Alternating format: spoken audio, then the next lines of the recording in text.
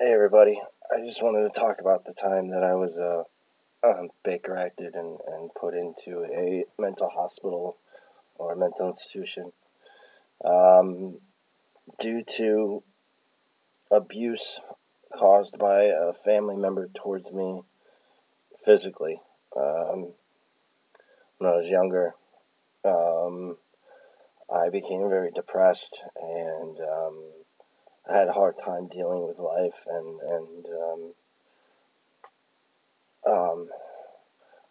when you have to get a deposition done on you or I'm sorry, when you have to have pictures taken of you when you're 6 because your body is so black and blue, um, you don't forget that. And I had a hard time from 6 to 14, and when I was 14, I attempted to take my own life, but my neck did not break. Um, that was a terrible thing to do. It was the scariest thing I've ever done in my life, and I did not die, obviously. But I was Baker acted, and when you're Baker acted, you're arrested, but instead of going to jail, you go to a mental institution or mental hospital. Um, that place was crazy.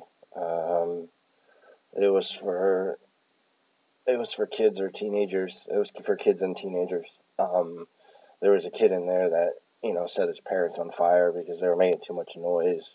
There's another kid who tried to kill himself with pills because um, he was dealing with depression, and um, there was just lots of kids there from different ages. There was a 6-year-old in there who tried to jump off a bridge because he thought he'd go to heaven because his father passed away, and they put him in there for that, and because he didn't understand life and death, or he didn't understand death.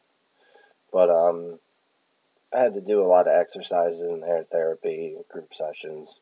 It was always so damn cold in there. You had to wear, it was mandatory for you to wear socks because the floors were so cold because they kept it so cold in there.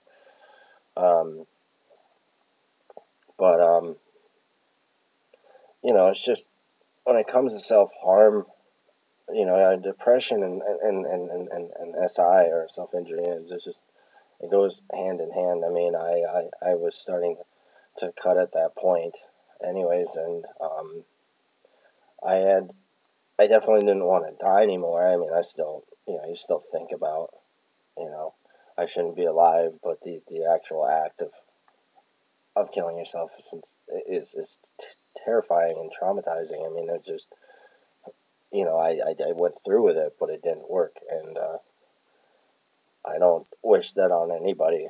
Because if I did, I would have never had any of the life experiences that I've had up since that point. Um, I would have never got to grow into the person I am now. My Tourette's were really subtle at the time, and the meds they were giving me was mostly for depression and the therapy. I was supposed to be in there for months, but I kind of lied to get out of there when I sat in front of the doctors and said I did it for attention, and um, I did it because I just wanted my dad's attention because he didn't, love me anymore, and I was trying to get back at him for what he had done to me and all this stuff, and I got out of there, but I started cutting after I got out of there, and it started trying to figure out ways to distract myself.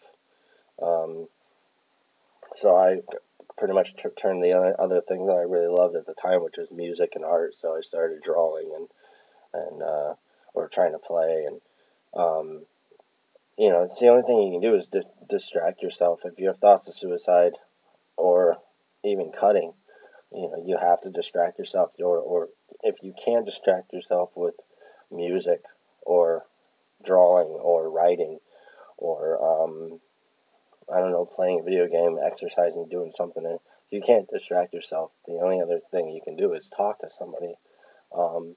Talk to a best friend. if you're not comfortable talking to a family member, or there are hotlines out there to talk to, for suicide, but I think you can talk to them for self harm as well. Um, it's the only thing that's I learned through the art. I started getting tattoos, um, and it kind of made me to where I wouldn't. I'm not gonna. I'm not gonna. I'm not gonna cut. I'm not gonna ruin my tattoos because my OCD has them where I have them placed on my arms and stuff in certain spots where I used one of them to cover up a scar, and um, but I kind of sit there now think like, oh, even though I don't want to cut myself because I'll ruin my tattoos. Um, I'm not saying get a tattoo every time you feel like cutting yourself, but you could, you know, distract yourself or manifest your urge into drawing or into creating something, and then you can take that and you know get a tattoo. If that's your thing. If it's not, then writing. Writing helps a lot. Creating something. Um, just take that pain and create something with it. Um, that's what I did, or that's what I do, or I try at least. Um, but anybody out there, there's always someone there that'll talk to you. There's always someone there that'll always care and want to hear from you. If you feel so low, or like where you feel that you cut because you deserve it, or you don't want to live anymore because you just can't take life. It's life is worth it if you can strive on with the pain. Just take it one day at a time. There's meds, there's therapy, there's talking, writing, drawing, exercising. There's all different kinds of methods and distractions you can do that'll help. Because it was definitely worth it from the experience I've had. I was 14, so in the last 10 years or whatever, up to I am now. I've had a lot of great things happen in my life, and I wouldn't have had these experiences if I was gone. So, but